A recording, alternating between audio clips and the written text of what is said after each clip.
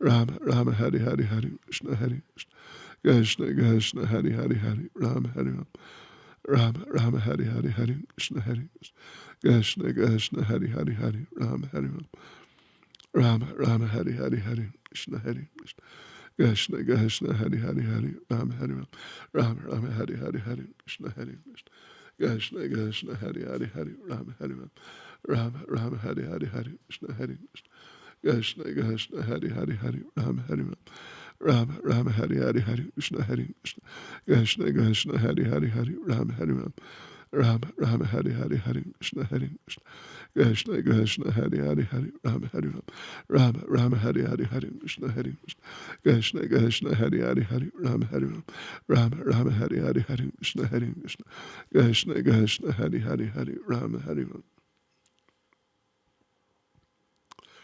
Rama Rama Hari Hari Hari Krishna Hari Rama Rama Hari Hari Hari Krishna Hari Krishna Krishna Hari Hari Hari Rama Hari Rama Rama Rama Hari Hari Hari Rama Hari Rama Rama Rama Hari Hari Hari Rama Hari Rama Rama Rama Hari Hari Hari Rama Hari Rama Rama Rama Hari Hari Hari Krishna Hari Krishna Krishna Hari Hari Hari Rama Hari Rama Rama Rama Hari Hari Hari Krishna Hari Krishna Krishna Hari Hari Hari Rama Hari Rama Rama Rama Hari Hari Hari Krishna Hari Krishna Krishna Hari Hari Hari Rama Hari Rama Rama Rama Hari Hari Hari Krishna Hari Krishna Krishna Hari Hari Hari Rama Hari Rama Rama Rama Hari Hari Hari Krishna Hari Krishna Krishna Hari Hari Hari Rama Hari Rama Rama Rama Hari Hari Hari Krishna Hari Krishna Krishna Hari Hari Hari Rama Hari Rama Rama Rama Hari Hari Hari Krishna Hari Krishna. Okay. Hari Rama Hari Rama Rama Rama Hari Hari Hari Krishna Hari Krishna Krishna Hari Hari Hari Rama Hari Rama Rama Rama Hari Hari Hari Krishna Hari Krishna Krishna Hari Hari Hari Rama Hari Rama Rama Rama Hari Hari Hari Krishna Hari Krishna Krishna Hari Hari Hari Rama Hari Rama Rama Rama Hari Hari Sri Krishna Oi Chaitanya.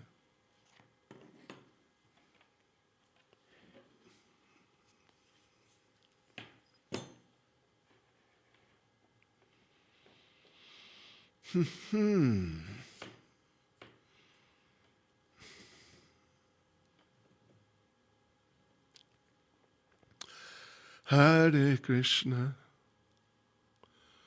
Hare Krishna,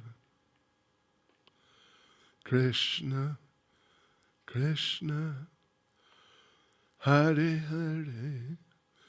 You know what we used to do when we were in what was it called? Yeovil. We had a preaching center there from, what was it? Well, I was involved or in charge of it from 1988 sometime, I think it was 88, till 91 sometime, something like that, yeah, 2-3 years. And every week, one night, we had bhajan night. We just sang bhajans. Yeah. And something we could do. Oh, you play harmonium, don't you? Yeah. I wonder if we've got a harmonium here. We don't. I can get one. Anyway, it's a thought. We just have to think about it and how to execute it. But it could be nice. Okay, so devotees, we are reading from Srila Prabhupada-lilamrita, and we are now starting chapter 9, which is titled A Resident of Vrindavan.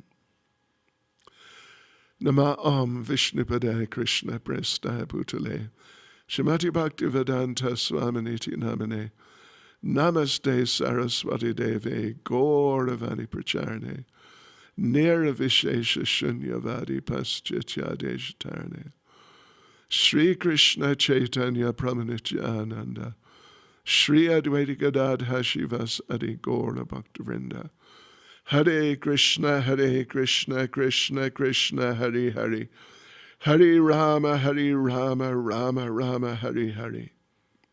Vanchkalpatarubhyascha kripa sindhubhyevacha patitanam pavanebhyo vaishnavebhyo namo namaha. Srila Prabhupada ki jai. Okay, so Prabhupada-lilamrita, Chapter 9, A Resident of Vrindavan, and beginning with some words by Srila Prabhupada. I was sitting alone in Vrindavan writing. My godbrother insisted to me, Bhaktivedanta Prabhu, you must do it. Without accepting the renounced order of life, nobody can become a preacher. So he insisted. Not he insisted. Practically, my spiritual master insisted. He wanted me to become a preacher, so he forced me through this godbrother. You accept. So, unwillingly, I accepted. That's Srila Prabhupada. All right. The passenger cars behind the locomotive moved forward almost silently, thumping at a slow rhythm over the tracks. The train pulled out of the station, past freight yards, a neighborhood of run-down tenements, the old Delhi fort, the garbage dump at Nizamuddin, with its hundreds of crows and vultures flying overhead, and then past a marble-domed, red sandstone mosque. Seated in a third-class compartment, his luggage stored beneath his seat, Abai could see factory workers walking near the tracks, carrying their lunches in metal tiffins, and then the factories, surrounded by huts of mud and straw. I could just make one comment here. It's something which has been mentioned on some number of occasions over the last week or two or something. That is Srila Prabhupada traveling by train, and Prabhupada traveling in the third-class compartment. It's classically called third-class unreserved, and it was the lowest class, and it doesn't exist any longer. On Indian Railways, there is no third class for the last, I don't know how many years, but some number of years. But when it existed, it was just, it was the lowest class, and they just stick anybody and everybody in there who just wanted the cheapest service. And if you got in quickly enough and sat down, you got a seat. But the great majority ended up standing up, and you could go for hours, and depending on how long the train ride was, you could go for a day or so standing up. And it was really, talk about basic. I went on it once. 1979, we traveled from Puri to Calcutta. Puri to Calcutta. And it's an overnight ride. And me and one other devotee, we spent the night in the luggage rack. Well, not a rack, but it was just a bench about, a foot wide or something, just wide enough for a briefcase, for hand luggage, and just wood. And we lay there for the night. And down in the actual compartment. I mean, it's just open. It was packed. It was beyond packed. So we got the luxury spot in the luggage rack for the whole night. But Prabhupada, it seems, whenever he goes on a train, he's going third class, unreserved. Yeah. It's just really, really the lowest class imaginable, and it might not even be so imaginable for some people. Okay, so Abai passed the thatch roofs and tarpaulin tents, the cow-dung fires that smoked in the morning air, the tall stacks of the Indraprastha electrical powerhouse spewed out a different smoke, and sooty black clouds poured back from the locomotive. He saw red and violet wildflowers blooming from bramble bushes at trackside, and beyond he saw the road to Mathura with its border of fruitless kikar trees. It was the morning train to Agra, and there were few passengers. Abai would be riding as far as Mathura and then traveling by Tonga to Vrindavan. He had ridden widely the Indian Railway, especially in the 1920s, 30s, and 40s, when he had traveled on business in Bengal, Punjab, Uttar Pradesh, Maharashtra, and Andhra Pradesh. He had been to Vrindavan several times. In his childhood reveries over the train timetables, it had been the first place he had thought of visiting. His first visit in 1925 had been but a brief pilgrimage while he had been in nearby Agra on business. Then in 1932, Srila Bhaktisiddhanta Saraswati had been in Vrindavan on parikrama. That had been a memorable visit. Abai had heard him speak at Kosi, and Srila Bhaktisiddhanta had marked him. He likes to hear. And then at Radhakund, 3 years later, he had been with his spiritual master again, but he had never gone like this, to live there. Dressed in a simple white dhoti, his hand in his bead bag, fingering his japa beads, he looked out the window, quietly chanting the holy name. The train passed through the dense thickets of Faridabad and into the agricultural fields, with their interspersed patches of wheat, dal, and sugarcane, beginning at trackside and stretching for half a mile to the dry, uncultivated land that continued as far as the eye could see. The train sped faster. Rural villages drifted past the window. An hour out of Delhi, the land was mostly flat and open, dotted with small villages. Occasionally he would glimpse a striking old temple, but mostly it was the land, now barren, with a few palm trees, now cultivated with irrigated fields, under the expanse of blue sky and blazing sun. For a long time, Abai had wanted to take shelter in Vrindavan, and now there was no obstacle. His purpose remained the same. He would write back to Godhead and deliver it to the printer in Delhi fortnightly. As long as he could afford to travel, he would return to Delhi to distribute back to Godhead. But he would live in the shelter of Vrindavan.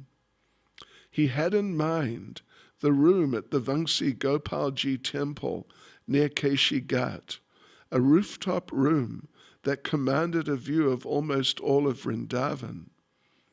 And since his 1953 visit from Jhansi, he had kept in touch with the temple manager.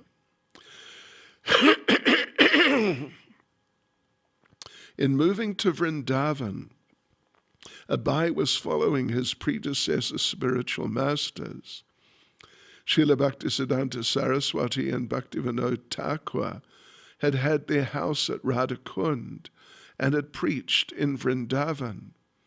Gaurkishore Das Babaji, Jagannath Das Babaji, Vishwanath Chakravarti, and Narottam Das Thakur had lived either in Vrindavan or in Navadweep, near the birthplace of Lord Chaitanya.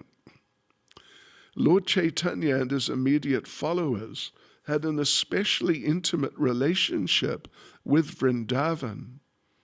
Lord Chaitanya had commissioned Rupa Goswami and Sanatana Goswami to uncover the places of Krishna's pastimes in Vrindavan that over the centuries had become lost.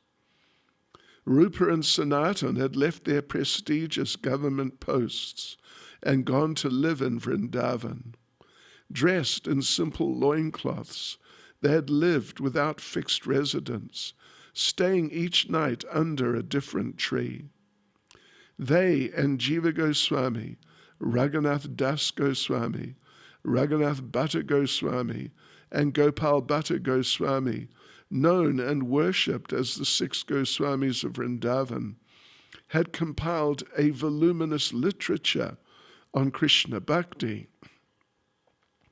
They had inspired wealthy Vaishnav patrons to erect Vrindavan's great temples: Govindaji, Madan Mohan, Radha Damodar, Radha Raman. At Radha Kund, shortly after Lord Chaitanya's departure from the world, Raghunath Das Goswami had chanted 100,000 names of Krishna and discoursed for several hours daily on the pastimes of Lord Chaitanya. There also, Krishnadas Kaviraj had compiled the Chaitanya Charitamrita, describing the life and teachings of Lord Chaitanya. Even those Gaudiya Vaishnavas who did not live in Vrindavan kept Vrindavan always in their hearts and proclaimed its glories. The Chaitanya Charitamrita describes the great ecstasy Lord Chaitanya felt while traveling from Puri to Vrindavan. Quote, Sri Chaitanya Mahaprabhu's mind was absorbed in ecstatic love at Jagannath Puri. But when he passed along the road on the way to Vrindavan, that love increased 100 times. The Lord's ecstatic love increased 1,000 times when he visited Mathura, but it increased 100,000 times when he wandered in the forests of Vrindavan. When Sri Chaitanya Mahaprabhu was elsewhere, the very name of Vrindavan was sufficient to increase his ecstatic love. Now, when he was actually traveling in the Vrindavan forest, his mind was absorbed in great ecstatic love day and night. He ate and bathed simply out of habit, unquote. Vrindavan is the earthly manifestation of Lord Krishna's eternal spiritual abode, which the Lord himself describes in Bhagavad Gita. Quote, there is another nature which is eternal and is transcendental to manifested and unmanifested matter. It is never annihilated. It is the supreme destination. When one goes there, he never comes back. That is my supreme abode. Unquote. Krishna's activities of eternity, bliss, and knowledge, and his abode, Goloka Vrindavan, are described in many Vedic literatures. Quote, I worship Govinda, the primeval Lord, the first progenitor, who is tending the cows, yielding all desires, in abodes built with spiritual gems, where he is surrounded by millions of purpose trees, and always served with great reverence and affection by hundreds and thousands of Lakshmis or Gopis. Unquote. Although Lord Krishna's abode, Goloka Vrindavan, is far beyond the material world, when Krishna comes to earth, he displays his eternal abode in the Vrindavan of India. That 84 square mile tract in North India is identical with the eternal world in the spiritual sky. To live and die in Vrindavan guarantees the devotee's transfer to the eternal spiritual world. The residents of Vrindavan, even the animals, are exalted. At the end of life, they will transfer to Goloka Vrindavan. Lord Brahma, therefore, prayed that he might take birth as a clump of grass on the outskirts of Vrindavan, so that these pure devotees would purify him with the dust from their feet. And Vaishnav Shastras declare that even by only a brief visit to Vrindavan, one can realize the Supreme Lord in his heart. Chaitanya Charitamrita states, like the transcendental body of Lord Krishna, Gokula is all-pervading, infinite, and supreme. It expands both above and below without any restriction. That abode is manifested within the material world by the will of Lord Krishna. It is identical to that original Gokula. They are not two different bodies. The land there is touchstone, Chintamani, and the forests abound with desire trees, although material eyes see it as an ordinary place.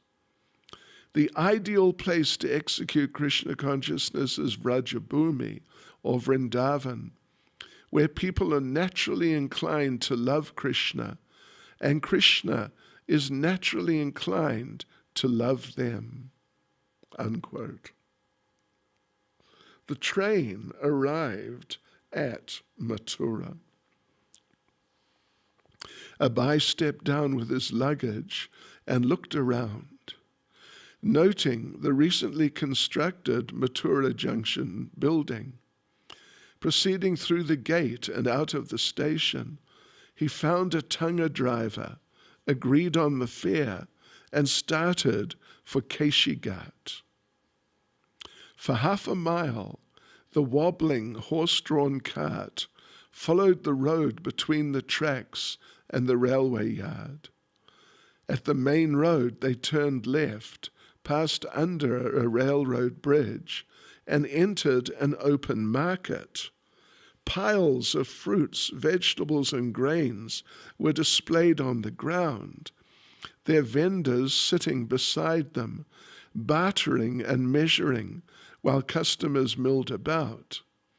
The women of Mathura, dressed in brightly colored saris, yellows, greens, pinks, and purples, moved busily in the market.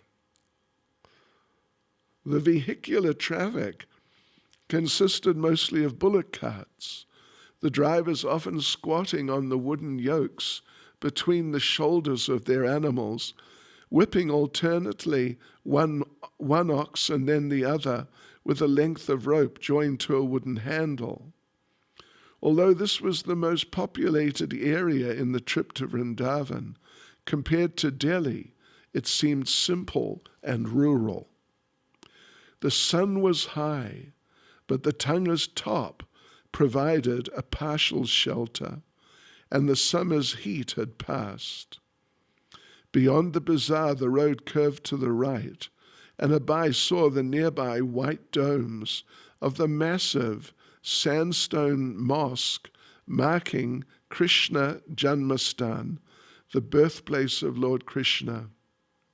Centuries ago, invading Muslims had destroyed the large Krishna temple and created the mosque in its stead. And now directly in front of the mosque stood a newer, smaller Krishna temple. They approached the three-way junction, New Delhi, Central Mathura, Vrindavan. The driver struck the horse with his whip, and the Tanga proceeded along the Vrindavan road, edging through a herd of white cows, the herdsman walking amongst them carrying his stick. The road was busy with tonguers and slow, creaking ox carts, loaded with market commodities and pulled by squat, black water buffalo. A string of small, spindle-legged donkeys carried oversized loads of firewood and sandbags. Although much had changed in Abai's life since he had come here to see his spiritual master during the parikrama years ago, Vrindavan had remained the same. He felt he had done the best thing in coming here, leaving the heat, the traffic and fumes, the human passions of Delhi. It was a natural relief. Yet even as he felt transcendental emotions for Vrindavan, impressions of his months of preaching in Delhi lingered in his mind, the city streets, and himself going from place to place with his back to Godheads. Life in Delhi had been constant, vigorous preaching. Now he was more than 60 years old, but he was not coming to Vrindavan to retire. He had retired from household responsibilities, but not from his responsibilities of making back to Godhead as popular and sophisticated as Illustrated Weekly. He would live in Vrindavan and commute to Delhi, but he would never stop preaching.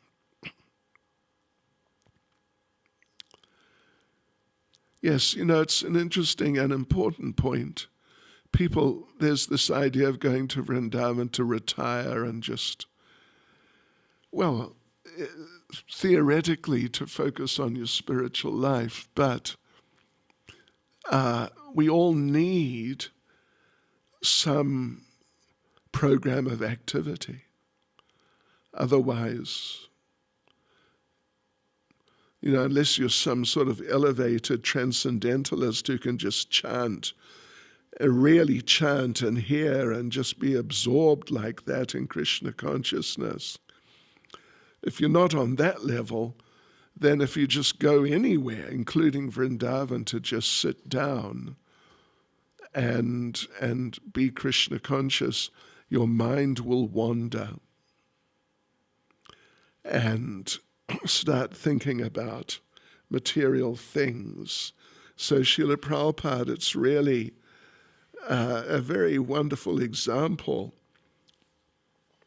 Prabhupada's going to Vrindavan, but he is going to have an active program of preaching. And he'll go up and down between Vrindavan and Delhi on a regular basis. As Prabhupada said, when Prabhupada was asked if he's going to retire at some stage and just chant or like that, Srila Prabhupada classically answered, "I want to die like Arjuna on the battlefield with my boots on." Yeah. And frankly, that's, you could say, the safest position spiritually. Keep engaged, always keep engaged in Krishna consciousness. Otherwise, the mind, given half a chance, it'll take off in this direction or that direction. Yes. The sight of taller trees signaled the precincts of Vrindavan as the thin horse trotted along past the police station and water trough for animals. On either side appeared the garden courtyards of private estates and ashrams. Fragile white malati flowers, golden marigolds, frangipani trees, red hibiscus, trees of sorrow, and many other flowers and trees, some known only in Vrindavan, bloomed forth in the brilliant sunlight. The Radha Govinda temple loomed fortress-like on his left, and opposite in the distance, the high-rising tower of the Ranganath temple. They entered narrow streets, tighter and busier places with markets and city dwellings, and then it became quieter again. At the end of a narrow street by the Yamuna River, near the Keshi bathing ghat, stood the small and beautifully ornate entrance of the Vangsi Gopalji temple, a narrow 3-storied building with 3 domes and many decorated arches. After stepping over the curbside drain and walking up 3 marble steps, Abai entered the front door, the driver following him, carrying the luggage. Once inside, Abai removed his shoes and entered the courtyard, which was open to the sky through a metal grate, on which a few birds sat 2 floors above. A column of sunlight lit one side of the courtyard, where a potted tulsi sat atop a pillar. The temple seemed cool and quiet. Adjacent to the courtyard was the deity room, its doors locked shut. Overhead was a mezzanine with rooms whose entrances were visible from the courtyard. A few saris and strips of cloth hung on improvised clotheslines. Mahant Gopal, the temple pujari, whom Abai had known since 1954, greeted him cheerfully. He was about the same age as Abai and had long grey hair and an unruly beard. Although Abai's attire was modest, he appeared well dressed compared with Gopal, who wore only a coarse dhoti. Gopal led Abai upstairs. Coming out onto the roof, Abai smiled to see again the wonderful vista. Barely 100 yards away he could see the Yamuna, not only the immediate patch of water flowing before him, but to his left and right, a broad curving sheet of river shimmering in the afternoon sun. There were sand deltas, herds of cows, and buffalo grazing. The flat, grassy banks of the Yamuna, and plains and trees as far as the eye could see. And in the opposite direction was the town of Vrindavan, marked by dozens of temple spires and domes. Abai's room, the only one on the roof, was small, with narrow double doors and barred windows. Sitting on the apartment's roof, monkeys with their tiny offspring sat watching, unalarmed. Just outside the door, a 2-foot-high cement pyramid signified that the temple deity was directly beneath. Abai entered the room. Through the barred windows, he could see the palace at Keshi Ghat, the venerable tower of the Gopinath temple, and beyond, the uninterrupted flat river, the green banks, and the sky. After acquainting Abai with the details of the room, the small kerosene burner, the rope and bucket for drawing bathwater from the well to the roof, Gopal meticulously produced a government-stamped rental agreement. Abai wrote a short paragraph declaring himself a disciple of the late Sri Srimad Bhaktisiddhanta Saraswati Prabhupada and attesting to his renting the room at 5 rupees per month. Both parties signed 5 rupees per month. That's 1950-something. Yeah. After his bath, Abai took prasadam and rested. When he heard the bells ringing in the temple below, he went down to see the deities. Gopal, who had been the temple's pujari for many years and had seen its reconstruction in 1923, had told Abai that the temple deity, Vangsi Gopalji, had been installed 350 years before by Mahant Prahlad Das of the Nimbaka Vaishnav Sampradaya. Gopal himself had installed the deity of Radharani. Vangsi Gopalji, standing in a graceful threefold bending form and holding his flute, was very appealing. He was 3 feet tall and of black marble. Radharani, slightly shorter, was of brass. They were simply dressed in rough white cotton and illuminated by the dim glow of a kerosene lamp. Abai could see that they were being cared for, but because of poverty, there was no opulence. He returned to the roof as the sun was setting over the town of Vrindavan. Having the entire roof's walkway to himself, Abai walked and chanted japa, enjoying the cooling, early evening breeze from the Yamuna. Occasionally, a solitary boat would pass on the calm waters of the Yamuna, and a devotee, somewhere unseen, could be heard chanting evening prayers at Keshi Ghat. He felt pleased with this location in the heart of the pastimes of Lord Krishna. He was not a newcomer spending his first day in a strange town. Everything here was already familiar and dear. As Vrindavan was Krishna's abode, Abai was Krishna's servant, the servant of the 6 Goswamis, the servant of his spiritual master. He felt at home.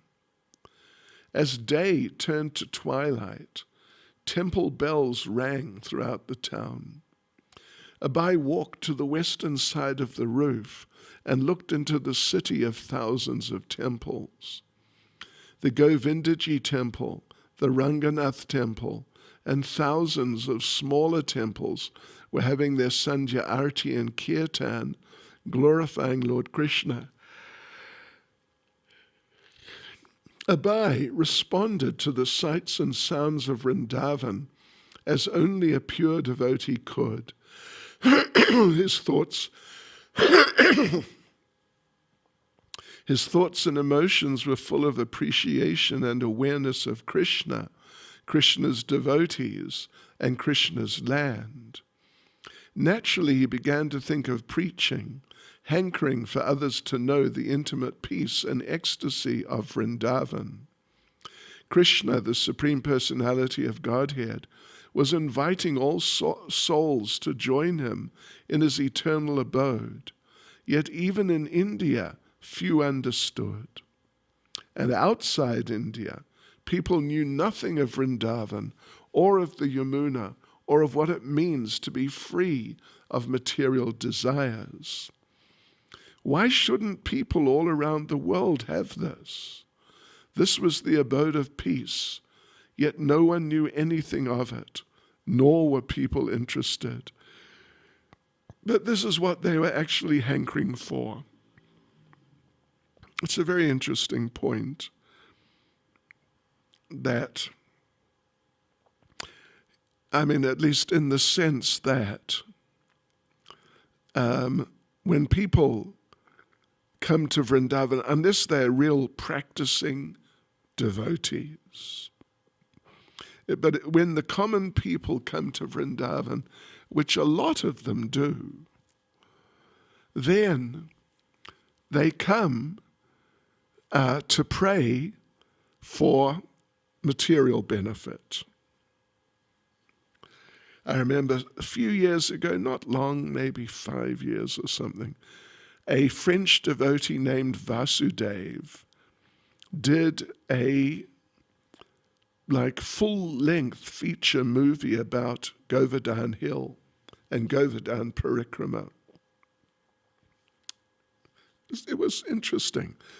In that film, though, the thing is that He interviewed quite a number of local people who were doing Govardhan Parikrama and asked them why were they doing it, what for.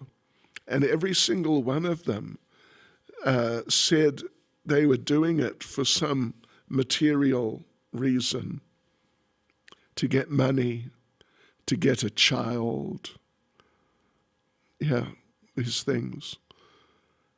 And, even though it's nice to see many people coming to Vrindavan and chanting and so on, doing parikrama and visiting temples and visiting our temple, but the thing is that really the great majority of them, the really great majority, are coming and praying and doing parikrama or visiting temples and arti and everything to get material benefits.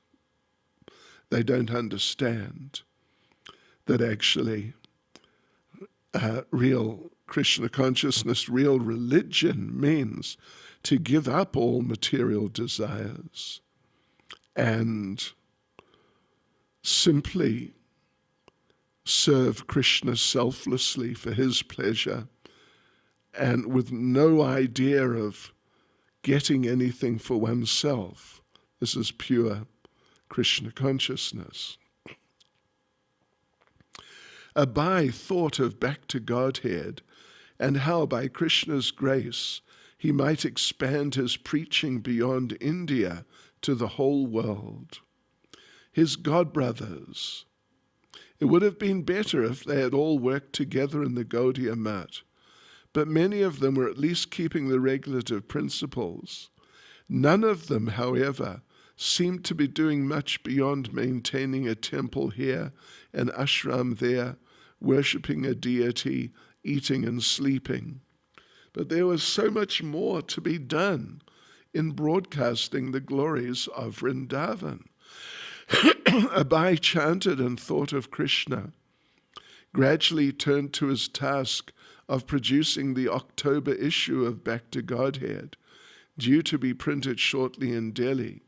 He had a deadline to keep. The next morning, before sunrise, the residents of Vrindavan were austere, bathing in the Yamuna, performing puja to their deities, reciting mantras. But Abai was awake even before most, writing in stillness beneath the light in his rooftop room. As he wrote diligently in English, scriptural references appeared and took their place within convincing arguments. For hours he wrote, page after page in an exercise book, until gradually the chirping of awakening birds signaled the end of the dark night's stillness. Soon the sun would rise.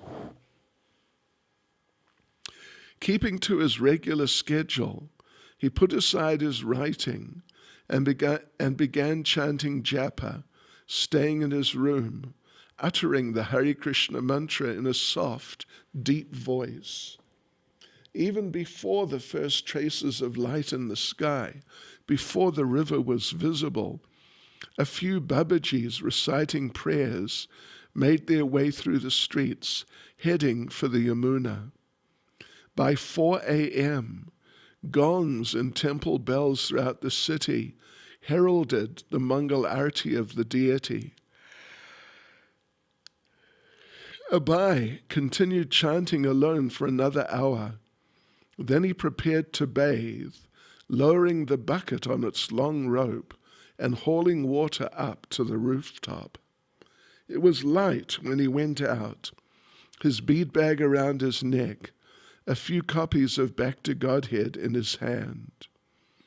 Turning right at the temple door, he walked the tight, crooked lane, past alleys, dirt paths, and cross lanes, which interlaced in a winding network. There were no shops in the area, only silent buildings, many of them hundreds of years old. The neighborhood was serene.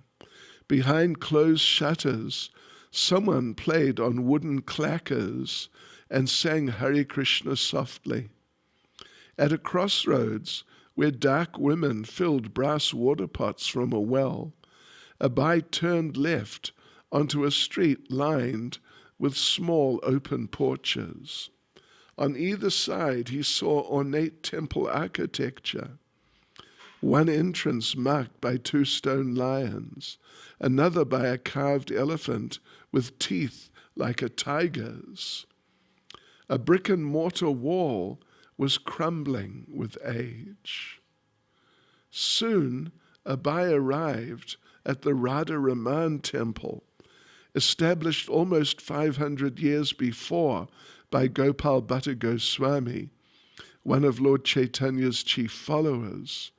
Here, residents of Vrindavan were coming and going according to their vows, following a strict schedule that allowed not a moment's delay, making their daily visit to various temples.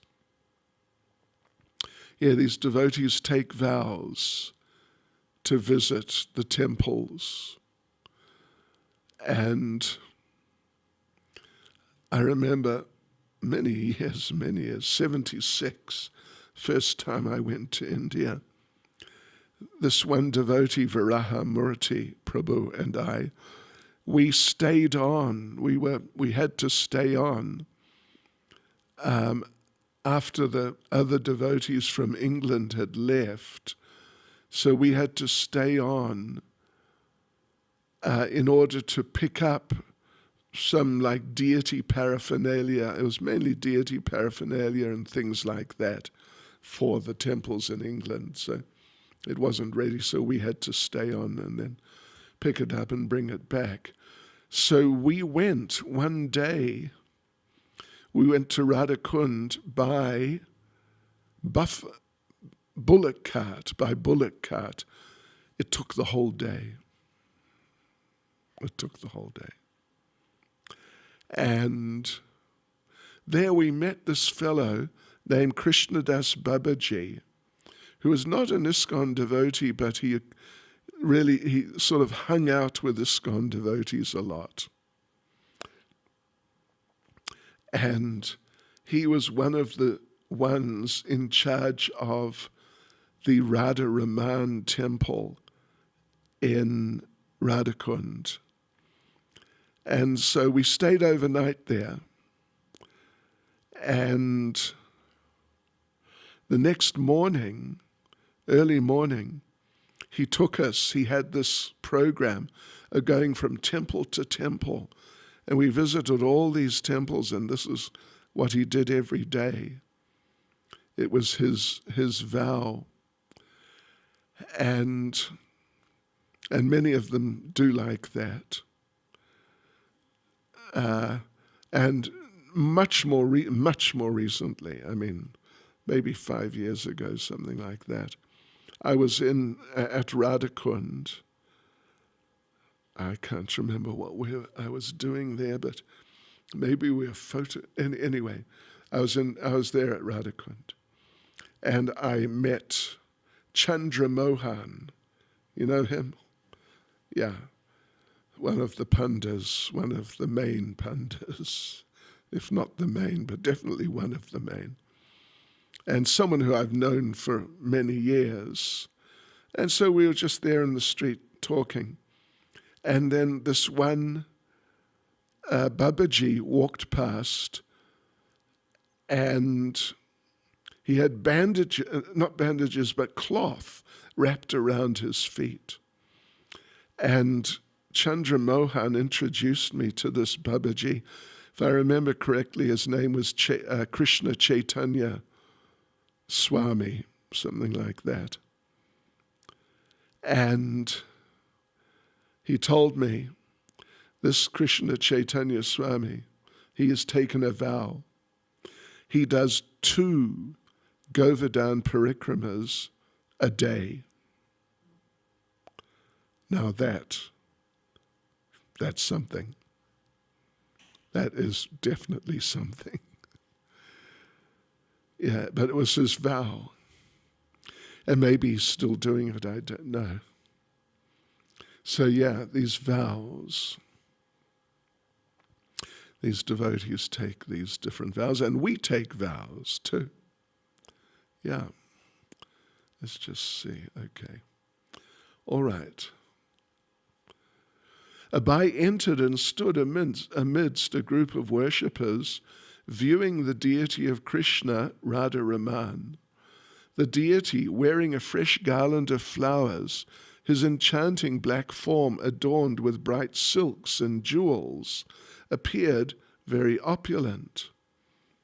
Knowing the priests of Radha-Raman to be respected, learned Sanskritists, some of whom also read English, Abai had brought with him a few copies of Back to Godhead.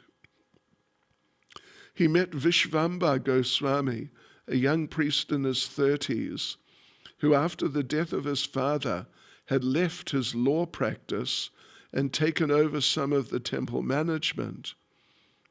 The temple was run under a caste Goswami system, and thus for 500 years, Vishvamba's ancestors had handed down charge of the temple. Although Vishvamba had met many sadhus, he was immediately struck by Abai's gentle and humble demeanor. He accepted the copies of Back to Godhead and sat and talked with Abai. Abai then continued along Vrindavan's winding lanes to visit another temple, Radha Damodar. He passed old Babajis and women carrying water, a commercial shop beside an open porch where people worshipped a Shiva linga, monkeys sitting atop a high concrete wall and ranging from roof to roof, ledge to ledge, chattered and gestured as Abai walked beneath. As the morning progressed, barefoot children had begun to appear more frequently, playing within the open doorways. As he walked along chanting japa, his right hand in his bead bag, his lips moving softly, hardly anyone in Vrindavan knew him, but as an elderly, cultured Bengali gentleman, he did not seem an unusual sight. He was a religious babu in a town devoted entirely to religion. Hare Krishna. Srila Prabhupada ki jai.